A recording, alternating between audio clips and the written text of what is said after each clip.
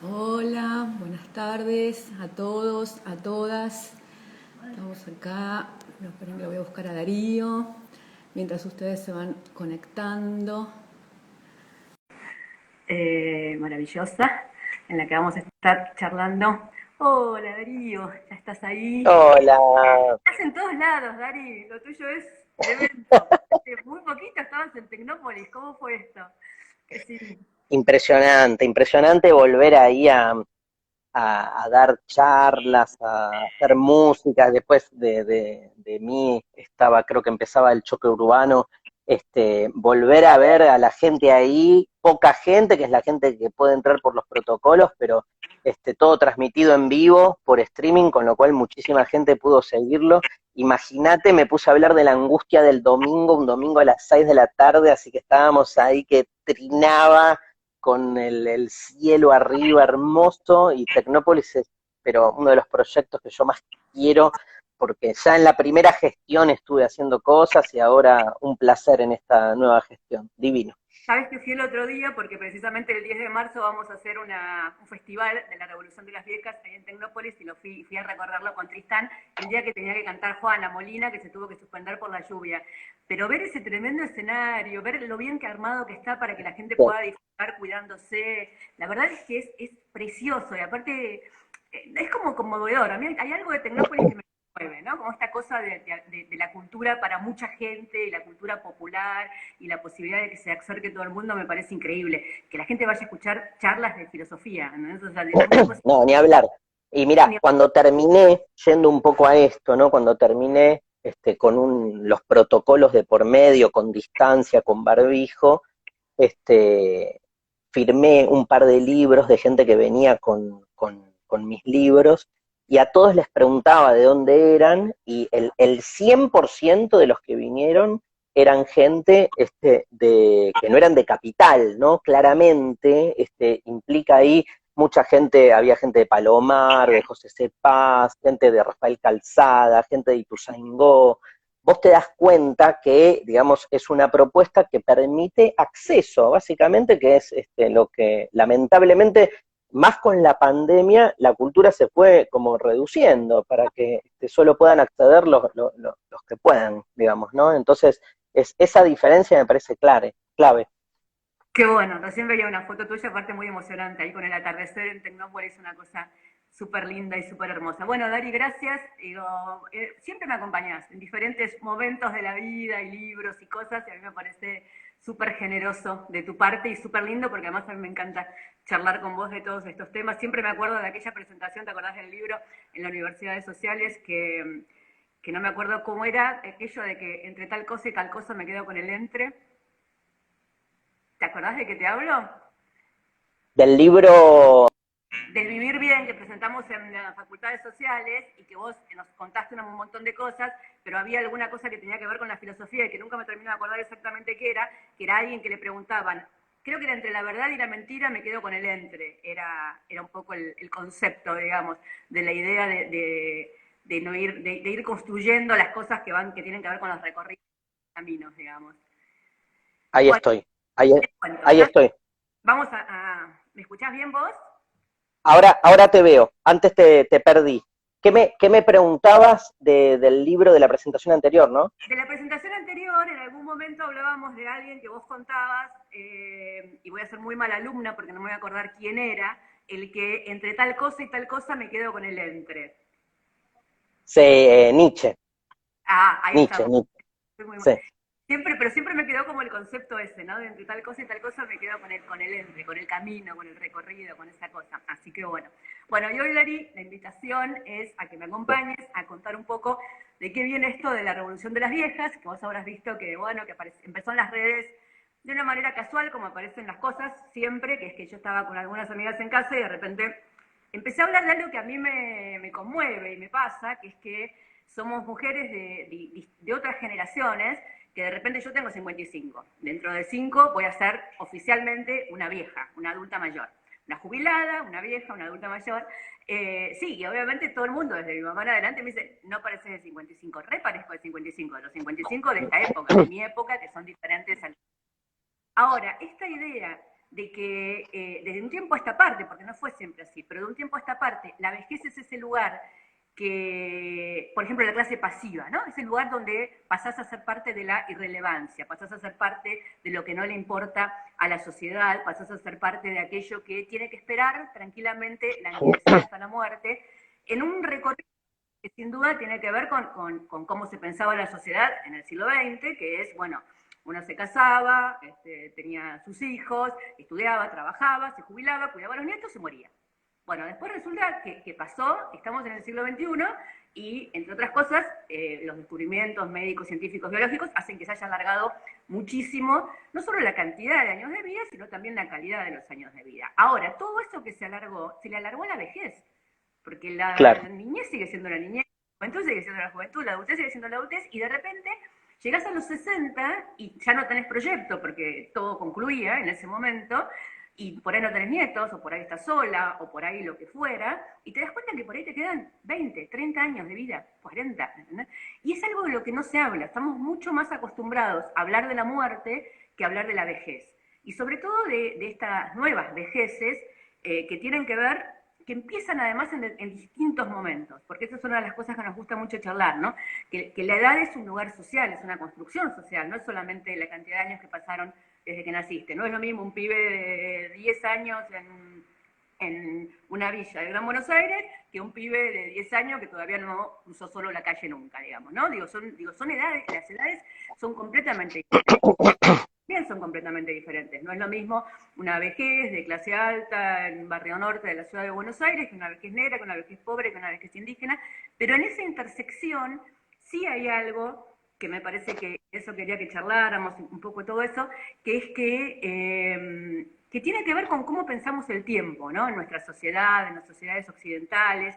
Yo venía leyendo y leí mucho para escribir el libro, cómo se piensa el tiempo en diferentes sociedades, ¿no? Entonces, de repente, para los Aymara, el tiempo es circular. Y tan es circular el tiempo, bueno, que la Pacha es la unión del tiempo y el espacio. Son las cosas que pasan, cada nueva Pacha es la unión del tiempo y el espacio, y lo que pasa en esa Pacha es lo que pasa en ese tiempo y espacio durante determinado tiempo. Y de hecho, el futuro está en la espalda y el pasado es lo que vemos, por eso las mujeres Aymara llevan a los bebés en su espalda. Y hay otras sociedades donde es mucho más distinto todavía que nosotros, digamos, qué sé yo, los chinos dibujan vertical el tiempo, entonces está el futuro arriba y el pasado abajo, ¿no? Está abajo, está como en el inframundo. O hay sociedades africanas donde se complementan el joven y el viejo, porque en realidad la edad no es la edad, no son los años desde que naciste, sino los conocimientos que tenés. Entonces, por eso, cada edad se va ajustando a los conocimientos que tenés y los que necesitas. Una historia que me encantó, Claro. por ejemplo, que ellos entienden la era de la vejez como parte de que ya sabes todas las palabras, ya no tenés que aprender más palabras. Entonces, por eso Wow. nos estamos poniendo sordo, digamos, no por viejos, sino por viejos. Bueno, pero nosotros no, nosotros nacemos, crecemos, nos reproducimos y morimos, ¿no? La flecha del tiempo va para adelante, que encima es la flecha del progreso, es la flecha del deterioro, que es la ley de la entropía, que todo termina mal. Y ahí va por... Ahí, Gaby, una cosita para que no se me escape. Ahí hay un tema que me parece fundamental, que tiene que ver con concepciones filosóficas del tiempo y sobre todo de la relación de lo humano que es parte con la totalidad. ¿Por qué digo esto? Porque el ejemplo que das de aprendimos ya todas las palabras, que está buenísimo, vos fíjate que ninguno de nosotros tiene una concepción de la vida como si cuando la vida se terminase, culminásemos y cerrásemos una totalidad para la que vinimos, sino que siempre nuestra relación con la muerte, y yo sé que vos querés despegar la vida de la vejez de la muerte, pero necesito esto antes, como que nuestra concepción de la vida y de la muerte está ligada a la idea de una interrupción, como si la muerte no hubiese llegado, nosotros seguiríamos viviendo, ¿viste? Como que hubo algo que no dejó que la cosa siguiera. Y es una cagada, porque es no asumir que nuestra vida incluye un momento de final, es lo que se llama conciencia de finitud, o sea, ser finito es entender que nacemos para morir y que esa muerte llega en algún momento. Me encantó lo que vos dijiste al principio, porque es cierto que tecnológicamente estamos cada vez más, digamos, extendidos en la posibilidad biológica de sostener la vida. Y la pregunta es hasta qué punto eso incide o no en las construcciones culturales que se hacen de la edad. Me encanta la hipótesis que planteas de que la vejez se ha alargado y otras etapas de la vida en principio no. Yo creo que biológicamente es absolutamente cierto. También me interesa pensar cómo culturalmente las otras etapas también están en un cisma, ¿no? A tal punto que parecería que la juventud también está expandiéndose, hay una juvenilización radical de la existencia, pero entendiendo juventud en el sentido más mercantil del término, ¿no? Es lo que me preocupa, que imposibilita que cada etapa de la vida se viva al interior de su paradigma, ¿no? Eso que en algún, conceptualmente podemos llamar el adultocentrismo, ¿no? Que es un concepto que entiende que hay un segmento de la vida llamado la adultez, donde se supone, Gaby, que es donde más nos acercamos al modelo ideal de ser humano. Se supone que lo más cerca que estamos del ser humano ideal es en la adultez. De chico sos, digamos, un proyecto de adulto. De joven estás desarrollando la adultez. Y de viejo estás pasado. Entonces ya es como que de alguna manera el adultocentrismo tiñe y empaña el resto de las edades que tratan de algún modo de desmarcarse. Me parece fundamental, y es algo que vos abordás en tu libro, pensar a la vejez por fuera del adultocentrismo, digamos, al interior de sus propias problemáticas. O sea, vos fijate que todas las problemáticas que le asignamos a la vejez, las asignamos desde otras edades. Entonces decimos, no sé, la improductividad, y la productividad es un valor que tiene que ver con otra etapa de la vida. Entonces ya es lo que antropológicamente se llama etnocentrismo, que es ir con los valores culturales hacia otro. En este caso es adultocentrismo de acá a la China. Sí, absolutamente. Bueno, de eso un poco es de lo que hablamos, porque además no es casual ni es inocente, porque el adultocentrismo es parte, no de todos los modelos, es parte del modelo capitalista, productivista, consumista, en el cual estamos instalados, digamos. La idea de que vos en el momento en que producís y consumís mucho, digo, es básicamente la idea de que, viste que cuando te preguntan qué sos, uno generalmente contesta qué hace o de qué trabaja, viste que tenemos muy Sí. incorporado. ¿Qué sos? Periodista. No, trabajo de periodista. O sea, ¿qué sos? Escritor. No, digo, ¿entendés? Entonces, esta Sí. idea de que empezamos a definir el qué soy, por qué trabajo, incluso una idea que para nuestro movimiento político muy cara, esa de casa al trabajo, del trabajo a casa, o el trabajo como ordenador, ¿no? El trabajo es el gran ordenador de la sociedad. Bueno, tal vez nos tenemos que cuestionar si está bien que el trabajo sea el gran ordenador de la sociedad.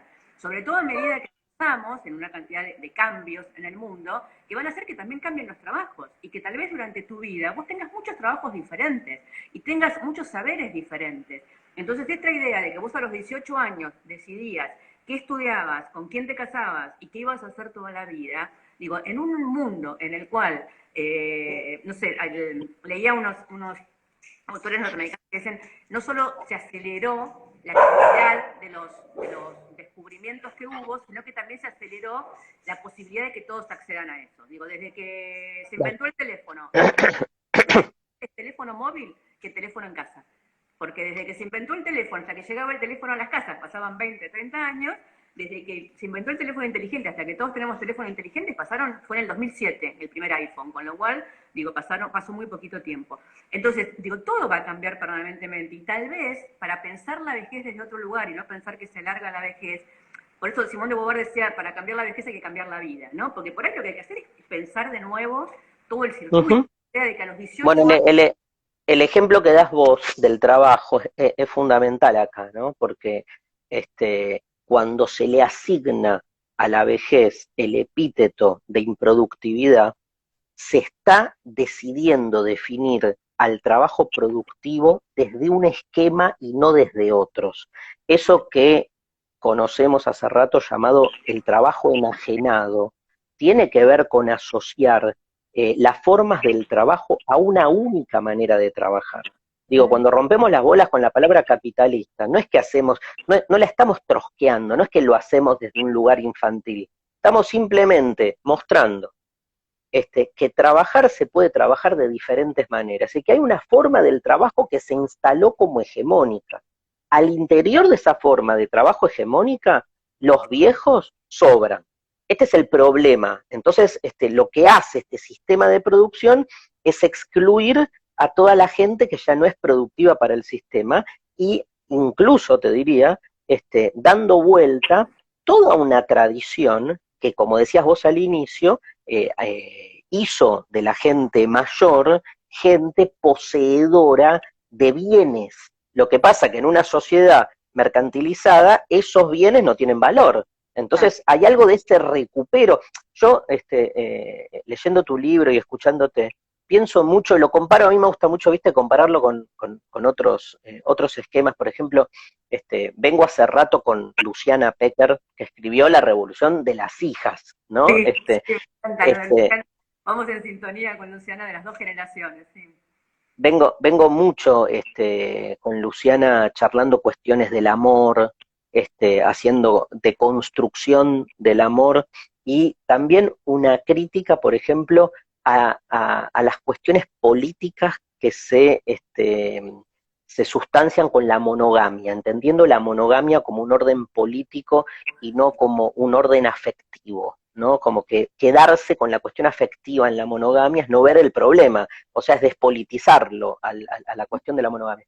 Y en ese sentido, lo que siempre nos pasa es como que necesitamos mostrar, digamos, que para salirse del esquema político monogámico no basta un acuerdo entre dos en una pareja que deciden no ser monogámicos, sino que lo que se necesita es una transformación mucho más estructural. No se va a cambiar el modelo monogámico en una sociedad capitalista, que hace un culto de la propiedad privada, individualista, que entiende que todo es un medio para su propio desarrollo. Acá pasa lo mismo. O sea, no se puede pensar, tomo el título de tu libro, La Revolución de las Viejas, como algo específico que no esté totalmente entramado con una transformación política más radical en otros aspectos de la vida, porque todo está relacionado con eso, a eso iba un poco, ¿no? En la comparación. Sí, absolutamente. Y de hecho, bueno, vos sabés que lo de la revolución de las hijas, yo en el discurso del aborto del 2018 había dicho, somos las hijas de las locas del pañuelo blanco y las madres de las locas del pañuelo verde. Y yo sentí que en aquel debate del aborto, la marea verde, las pibas, la revolución de las hijas, nos había empujado mucho a nosotros adelante. Y después de esa derrota, de la derrota del 2018, que a veces las derrotas en los movimientos pueden ser un retroceso enorme, y la verdad es que no lo fue, y no lo fue porque empezó a haber un entrelazamiento muy fuerte de las pioneras con las pibas, ¿no? Y ese recorrer de los últimos años, que para nosotras termina en el tema de la revolución de las viejas y de reconocernos como parte de una generación que no solo está en el medio, sino que es una generación que no fue nombrada, porque es la generación que sale a la calle en los 80, ¿entendés? O sea, mi generación es Malvinas, la que sale a la calle, la que defiende la democracia, la del divorcio. Digo, esa generación no está nombrada de alguna manera en la Argentina, ¿por qué? Porque nos tocaron los 90. Y los 90 fueron una aplanadora, porque fue el neoliberalismo a nivel mundial y el fin de la historia, y se cayó el muro de Berlín y todo eso. Y entonces también ahí la entronización de la juventud en ese momento, viste que Charlie dice que a la juventud le inventaron los Beatles, que antes de los Beatles vos pasabas te ponías el pantalón largo y trabajar, digamos, ¿entendés? En cambio los Beatles y el hipismo de los 60 inventaron la juventud. Y yo creo que el neoliberalismo de los 90 inventó la vejez en el concepto norma pla, o sea, sos jubilado, y como los jubilados son una carga para la sociedad y entonces son un problema. Entonces, o no hablamos de los jubilados o los ponemos en el lugar del problema. Y de hecho te definen no como vieja, sino como jubilada, digamos, no somos... Claro. No somos viejas, somos jubiladas. ¿Por qué a los 60? Porque nos jubilamos. Y de hecho la mayoría, muchísimas mujeres han podido jubilarse por la jubilación de más de casa o lo que fuera, pero no es que nos definimos como trabajadoras y jubiladas. Hay como dos, te pregunto, pero seguí vos, pero digo, hay como dos grandes etiquetas que de algún modo soslayan la potencialidad de alguien que vive su vida en la vejez. Una es jubilado, porque directamente acabas de explicar genial, le imprimís la idea de que ya terminó un ciclo, y la otra es que ya está pasado, ¿no? ¿Cómo? ¿Qué decías? Perdón. Clase ¿Qué pasiva, decías? ¿no? Que Clase jubilado pasiva, es claro. pasivo, ¿eh? Pasivo. Pero además de pasivo, el jubilado es alguien que ya terminó un ciclo, ¿viste? Entonces como que ya está, digamos, no tiene que seguir dando clase, no tiene que seguir, claro, dentro de un esquema donde todo el trabajo también está ligado de ese modo. Y el otro que te quería preguntar es abuela, donde Claro. también ahí hay un estereotipo y un etiquetamiento, digo, porque, o sea, no podés ser una mujer grande y no ser abuela, que te dicen abuela, cuando pudiste haber tenido una elección de vida, digamos, completamente otra, ¿no, Gaby? Bueno, yo creo que ese es uno de los grandes cambios que tiene, digo, nosotras somos las primeras, con toda la deconstrucción que nos pasó el feminismo por encima y las pibas y todo, que somos muchas que, por ahí digo, yo tengo dos chicos y todo, pero no sé si voy a ser abuela, porque no sé cuáles van a ser sus elecciones, ni sexuales, ni de pareja, ni de relaciones, ni de nada por el estilo. Y aún si fuera abuela, quiero elegir cómo ejerzo mi abuelidad. La idea de que la Claro, mujer tiene que cuidar a sus hijos primero, después a sus padres y después a sus nietos, y que tu obligación es cuidar a tus nietos. Vos sabés que me decía el otro día Fernanda Raberta una cosa muy impresionante de la pandemia, que es que muchas mujeres tuvieron que dejar de trabajar porque no le pueden dejar los hijos a sus madres, como las madres son de riesgo, digamos, y no pueden dejarle. Entonces ahí surge la idea de cuánta economía gira alrededor de que las abuelas tengan la obligación de cuidar a los nietos. Y yo creo que lo de la abuelidad y lo de los jubilados se junta con otra cosa que seguramente con Luciana lo deben charlar, que es el tema de la menopausia. Porque las mujeres también dejamos de ser objetos sexuales después de la menopausia. Porque por más deconstruida que esté esta sociedad, sigue estando la idea de que el sexo tiene que ver con la reproducción. Entonces, hay un claro. punto donde vos dejás de ser mujer deseable, erótica, de tener actividad sexual o vida sexual después de la menopausia, cuando la verdad es que las que lo hemos transitado y lo seguimos transitando, vos tenés una vida sexual mucho más, no sé si comparar entre más o menos o lo que fuera, diferente, pero tenés una vida sexual, el erotismo, el placer. Cuando no está atado a los mandatos, o sea, no quiero formar una pareja porque ya la tuve o porque ya decidí no tenerla, no me preocupa Ujú. estar embarazada o no, ¿entendés? No tengo que menstruar, puedo tener relaciones menos intensas, sin la promesa del amor eterno y todo, con lo cual tenés una sexualidad muy plena y un erotismo muy pleno que se expresa de muchas maneras, que le están permitidas al hombre, que el hombre puede decir tranquilamente que usa Viagra y es casi canchero, y hasta los pibes jóvenes usan Viagra porque es casi canchero, y en cambio la mujer está apagada después de la menopausia. Y eso también tiene que ver con la idea de que la sexualidad sigue estando en la cabeza de muchísima gente, a pesar de todo lo que hemos deconstruido, ligada a la etapa de la reproducción y a la etapa de tener hijos. Las mujeres somos básicamente todavía para la sociedad madres y abuelas. Totalmente, retomo entonces las comparaciones de antes. Imagínate que una sociedad que todavía está en un proceso, digamos, reciente de deconstrucción de su sexualidad, poder recibir la sexualidad de esta etapa de la vida, imagínate, digamos, faltan años luz, y además me parece que va a tener que ver con un movimiento más integral, digo, no se va a resolver la cuestión de la sexualidad de la vejez si antes no hay un trabajo más intenso de deconstrucción de la sexualidad toda, que ni hablar tiene esa beta reproduccionista, que es parte de lo que llamamos el paradigma heteronormativo, que entiende, por más vuelta que le hemos dado, que garchar no es más que un medio para un objetivo superior. Tanto sea la reproducción como también las metafísicas románticas, ¿no? Digamos que no se puede vivir la relación sexual del cuerpo consigo misma, porque en definitiva tiene que ver el sexo con eso que decía Spinoza, nadie sabe lo que puede un cuerpo, ¿no? Y ese poder del cuerpo se expresa justamente en las formas de la sexualidad. Entonces me parece fundamental ahí ese movimiento. Y lo otro, en esta línea, si querés, más del placer sexual, ni hablar, Gaby, con una sexualidad absolutamente asociada en nuestra cultura a la genitalización. Claro. al utilitarismo, a la economía. Entonces, no, o sea, pensar el sexo de los viejos es pensar un sexo eh, adultocéntrico, digo, pensado, te diría más desde la juventud, desde esos parámetros normalizados de la sexualidad eficientista y llevarlos a ese lado. Entonces, ¿cuál es la representación errónea? Que lo que le cuesta a un señor mayor, no sé, una erección, como si la erección rápida fuese señal de algo positivo. Entonces, claramente, digamos, si vos estás atrapada en parámetros de una sexualidad normalizada, después, claro, lo llevas a la etapa de la vejez y haces un escándalo. Ese es el problema, de eso hay que salirse. Claro, ese es el tema. Pues sí, bueno, si vos crees que la sexualidad es esa sexualidad deportiva, ¿entendés? Que te muestran Eh, en el porno, digamos, bueno, sí, ok, es diferente. Como si vos crees que el amor tiene que tener conflicto.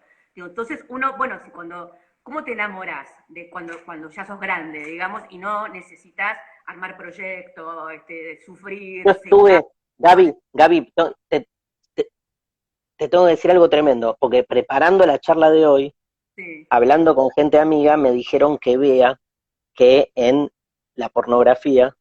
hay una etiqueta que son, digamos, películas porno que son sexo de señores mayores con chicas chicas, ¿no? Bueno, Este, los señores mayores, yo dije, ah, bueno, me voy a encontrar con cómo, viste, cómo el porno presenta la vida sexual de los viejos. Ni se nota que son viejos, oh, porque a la hora, obvio, porque lo que hacen es simplemente en un cuerpo de un señor grande, la práctica es exactamente la misma. Es tremendo eso, porque lo que genera son representaciones que es un poco lo que vos intentás correrte en tu libro. sí, y además, Dari, porque también para los tipos es difícil. Digo, alguna vez tendremos que empezar a ver cómo hacemos para que se deconstruyan también los tipos. Digo, ser varón en esta sociedad, en la que ser varón exige tener fuerza física, que se te pare siempre, salir siempre con chicas jóvenes, tener poder y todo lo demás, también es muy difícil. Y por eso los tipos cuando llegan a determinada edad, también por ahí no a los 60, por ahí un poco después o lo que fuera, se chocan contra una realidad difícil, ¿entendés? Porque las cosas que, digo, no puedes seguir jugando al fútbol después de determinada edad. Y tal vez, digo, ¿cuál es tu lugar social si no es jugar al fútbol, ¿no? Entonces, estas cosas Claro, que nosotras tenemos permitidas como mujeres, que es que nos divierta más cultivar las orquídeas o caminar o esto o lo otro, qué sé yo, sin necesidad de ponerle a todo esa clase de educación física que es el parámetro con el cual se muestra, porque lo que está bien en la sociedad no solamente es el macho adulto de entre 30 y 40 años, digamos, ¿no? Eso es el modelo. Yo cuento a veces que a mí me parece increíble cómo la sociedad está toda organizada todavía alrededor de eso, que es que vos vas ahora ahora no, pues estamos en pandemia, pero digo, vas a la puerta de los colegios, donde dejás al pibe de 6 años dormido a las 7:30 de la mañana, porque de ahí los padres iban a trabajar. Bueno, ahora no se van más a trabajar, de ahí los padres se van al gimnasio, o se van, digo, algunos, estamos hablando siempre de las intersecciones sí. y cómo sucede todo, ¿no? Digamos, pero esa idea de que los pibes tienen que estar en el colegio a las 7:30 de la mañana, tiene que ver con que los padres trabajaban a las 8. Cambió el mundo laboral, cambió todo eso, y algunas cosas de la sociedad no logran cambiar porque están, digo, la educación está tremendamente normativizada y todo lo demás. Y entonces en esa fantasía, digo, por ejemplo, los tipos pueden hablar tranquilamente, decía, cuando apareció el Viagra en los 90, todo el mundo quería, tomaba, qué sé yo, y todo lo demás. Digo, las minas, después de la menopausia, que por ahí usamos un lubricante o un óvulo o lo que fuera, es un secreto entre amigas. Digo, si no te lo dice tu ginecóloga, no tenés manera de enterarte, porque no es que vas a tener una publicidad en la televisión. Las publicidades de la televisión son anti-age. O sea, una publicidad que se pelea con un estado de la vida, ¿no? ¿Cómo se, alguien Vos, se juventud? Y tal vez la juventud sea uno de los momentos más difíciles de la vida, digamos. Cuando yo me veo ahora, y me veo tranquila, serena, buscando relaciones que se construyen sin conflicto, que no esperan, digamos, todo el tiempo promesas eternas y todo lo demás, y pienso, ¿cómo la pasé de piba? ¿Cómo la pasé de joven? Todo el tiempo esperando que sucediera ese milagro y esa realización que era la familia y todo lo demás. La verdad es que no sé si la juventud es el mejor momento de la vida, y sin embargo, tendemos a descartar a la vejez por contraposición con ese momento. Y yo creo, y eso hoy te lo decía cuando hablamos de la charla de hoy, que hay cosas de la vejez que están en las canciones, que están en la literatura, que están en Borges, que tal vez sean pistas para un mundo mejor, ¿no? Por ejemplo, la lentitud. ¿Quién dice que tenemos que andar apurados? ¿Quién dice que tenemos que andar acelerados? Sin embargo, el viejo que camina lento es como, ¿no? Es como una marca. El viejo camina lento.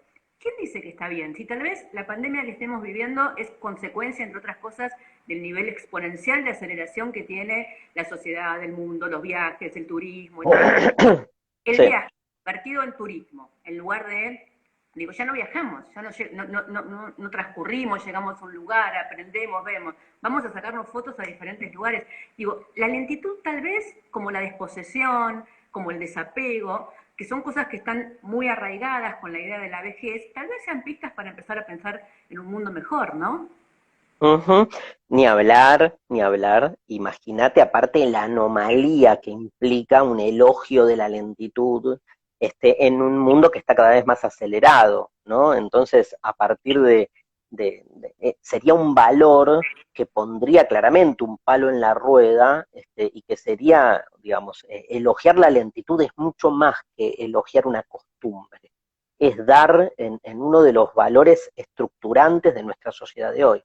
Y me parece que está buenísimo que lo asocies claramente con la vejez, porque es el lugar donde más se le pega, ¿no? Y me parece que en sí misma esa lentitud no tiene que ver únicamente con una disposición física, lejos tiene que ver, está lejos de ahí, tiene que ver también con una decisión de cómo relacionarnos con el sentido. Te quiero hacer una pregunta, pero antes quiero mostrar el libro, porque hay mucha gente que está diciendo, ¿De qué ¿cómo hablan? se llama el libro? ¿De qué hablan? Ahí está. La Revolución de las Viejas, de Gaby Cerruti. Lo pueden conseguir, está ya hace algunos meses dando vuelta en librerías. Te quería preguntar, ¿vos pensás cómo van a ser para vos, hipótesis, A ciencia ver, ficción, cómo van a ser las hijas, volviendo al libro de Luciana Pecker, las hijas, las chicas de hoy, cómo van a ser cuando sean viejas? a ver, a mí me pasa una cosa muy linda, que es que muchas hijas le regalan el libro a las madres y me escriben las madres y las hijas, porque también es una carga para nosotras, las hijas, digamos, que yo también lo soy y todo, ver cómo van a envejecer nuestras madres, digamos, ¿no? Vos ves esas minas que fueron todopoderosas y todo, y que de repente llega un momento de la vida en donde todas las opciones son, digo yo, no hablamos de temas que son como, pero por ejemplo, una de las cosas del movimiento de las viejas es la idea de irse a vivir juntas, la fantasía de irse a vivir juntas con sus amigas, Grace and Frankie, porque la idea de Ah, que mira, tengan que hacer cargo de vos o de que termines en un geriátrico, la idea del geriátrico como lugar de aislamiento para meter gente que no tiene, que la sociedad no sabe qué hacer con ellos, aún el mejor de los geriátricos, y aún sabiendo que hay lugares donde necesitas un geriátrico porque no es autoválido o lo que fuera. Pero digo, si no la idea del geriátrico, que es como la idea del manicomio o como la idea del instituto de menores, que es encierro, aíslo, aquello que no sé cómo resolver, digamos, ¿no? Es una idea muy, muy disruptiva. Y entonces, digo, discutir eso, pensar en que nosotras podemos, que la familia nuclear no tiene que ser el refugio. Yo no tuve hijas para que me claro, cuiden cuando yo sea vieja. Tuve hijas claro. porque deseé tener hijas en algún momento. Esta idea de que tuve hijas para que te cuiden, que es su obligación, digamos. Entonces yo creo que también estamos sacando una carga a las pibas, digamos, a las pibes, pudiendo hablar de esto, decir, chicas, vivan su vida como quieran, pero así como nosotros peleamos por mi cuerpo, mi decisión, así como yo te digo, yo puedo decidir si deseo o no deseo estar embarazada, también puedo decidir de qué manera o cómo voy a vivir mis últimos años y qué y cuándo, y yo sé que es polémico y que vamos a tardar en ponerlo en discusión pública y todo lo que quieras, pero alguna vez tenemos que empezar a pensar en el final de la vida, en qué condiciones. Yo quiero vivir muchos años en cualquier condición o alguna vez vamos a empezar a pensar lo que es la ley de eutanasia o las decisiones, ¿por qué puedo tomar decisiones sobre mi cuerpo desde los 13 años pero no los puedo tomar después de los 70 o de los 80? ¿Quién dice? ¿Quién es el dueño de mi cuerpo en determinado momento? Tremendo. Es claro, digamos, ¿entendés? O sea, porque yo creo que hablamos más de la muerte que decía hoy Dari, que de la vejez, porque la vejez tiene cosas que nos asustan más que la muerte. La muerte es el Claro. final. y ya está, y que se preocupen los que se quedaron. Viste que te dicen eso, bueno, el problema de la muerte son los que se quedan, qué sé yo.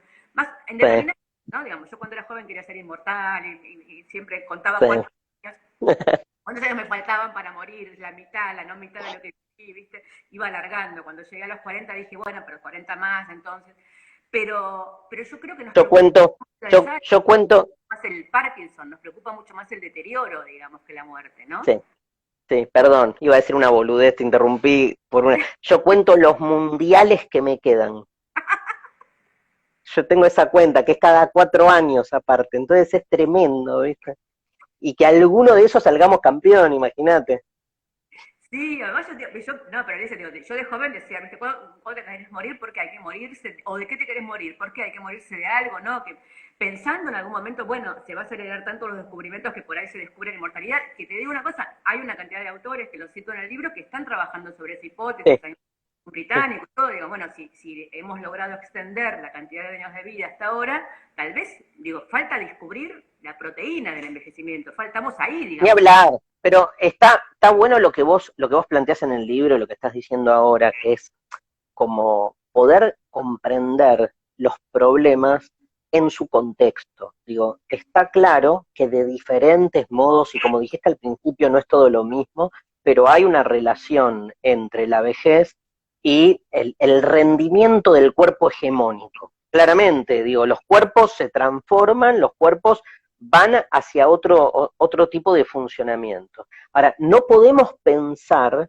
eso en su contexto, porque lo estamos siempre midiendo desde la vara de, mira, ya no pueden correr, mira, siempre lo que ya no pueden, pero ese ya no pueden surge de una idea de lo que debería ser el modelo ideal del cuerpo humano. Me parece que hay que correrse de eso, hay que poder como establecer esas burbujas, que ahora está de moda la burbuja, donde cada edad al interior de su burbuja plantea sus propios problemas, que es no solo sus propias respuestas, sino sus problemas, porque no es el mismo problema en una edad o en otra. Y esto que afecta a los viejos, afecta también a los niños.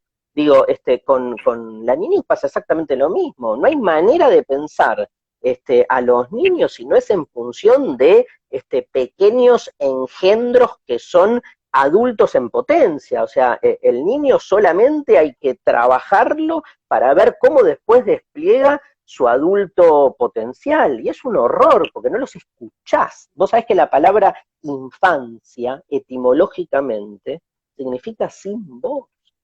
No los Sí. escuchás. No tienen voz. Entonces es tremendo eso, pasa como en los dos extremos, ¿viste? Hay un punto donde se juntan y no es casual esa buena onda que muchas veces hay entre los niños y los viejos, ¿viste? Hay como una especie de complicidad de ser como los excluidos del sistema en algún punto. Es que son absolutamente, cuando vos pensás la ciudad, cómo están pensadas las ciudades, la ciudad está pensada para el adulto varón que sale a trabajar y que vuelve de trabajar, digamos, ese es el esquema, así son las calles, así es el tránsito, así es como está pensada la ciudad. Las ciudades son muy difíciles tanto para los niños como para los adultos mayores, digamos. Pero además yo creo que hay un punto donde atrasamos con respecto a los sentires de la sociedad, porque todo eso está pensado, y yo ahí creo que el Estado y el periodismo atrasan mucho con respecto a los cambios del sentido común colectivo. Todo eso está pensado para Ujú. la sociedad del siglo XX, ¿entendés? O sea, el tipo que, o sea, a los 18 años vos te tenías que casar y tenías que parir porque tu hijo iba a la milicia o iba a la fábrica. Y entonces, digo, ahí sigue habiendo una cosa. Yo le digo a mis hijos que existía la colimba obligatoria y no saben de qué le hablo y no lo pueden Claro. creer. Pero 18 te metían en un cuartel y si vos no querías, ¿entendés? O sea, les resulta tan ajena esta idea. Y ¿no? Muchísimas cosas en la sociedad siguen organizadas de la misma manera como si, ¿por qué a los 18 sos adulto? Porque ibas a la guerra, porque ibas a la fábrica, digamos, ¿entendés? Ahora, ¿quién dice que a los 18 sos adulto? Salvo porque te dan el carnet de conducir, digamos. Entonces, todas esas edades que han ido cambiando y todo lo que ha ido cambiando en la sociedad, y que yo creo en ese sentido que el feminismo nos ha ayudado muchísimo a mirarlo desde ese lugar, ¿no? ¿Qué es el deseo? ¿Qué es el Ujú. qué son las relaciones, en qué lugar nos encontramos, por qué son más intensas las relaciones cuando son jóvenes. Porque sufrís, básicamente, o porque cogés plásticamente, digo, ¿quién dice que eso es más intenso que tomarte una copa en la terraza mirando los planetas, digamos? ¿Qué sé yo? Digo, la intensidad de las relaciones están centradas en el vigor físico de la juventud, digamos, ¿no? De la adultez temprana. Entonces me parece que todo eso es de lo que, ya vamos terminando, Dari, todo eso es de lo que tratamos de hablar y de pensar en el libro en particular, en la Revolución de las Viejas en general, que va de la mano de la Revolución de las Hijas, que el 8 de marzo marchamos juntas, las hijas y las viejas, y me parece que eso está buenísimo, y que hay viejas divinas nuestras que así como no se reconocían feministas antes, como Nora Cortiñas, que dice, ahora me reconozco feminista, pero en su momento yo Claro. hace y lavar los trapos, ¿entendés?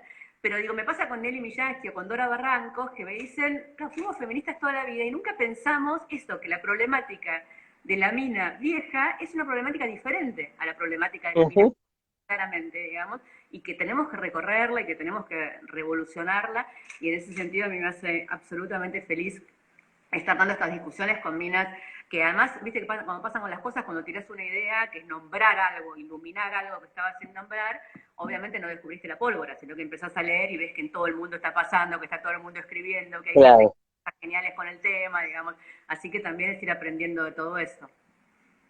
Maravilloso, un placer haber leído el libro, me parece un gran final, esto que decís, va por ahí, un gran resumen de todo lo que charlamos. Ahora estoy con el mosquitocentrismo, porque yo estoy en una afuera y me están matando los mosquitos. Ya, Te quiero, Gaby, gracias por estar siempre y sigamos hablando de todas estas cosas dale. que son también la filosofía, ¿no? Obvio, hermoso, mucha gente estuvo, escribió cosas fascinantes, yo iba leyendo más o menos lo que podía, gracias porque muy buena onda, todos los que escribieron. Gracias, Gaby. Gracias, Dari. Un besito. Chao, chao.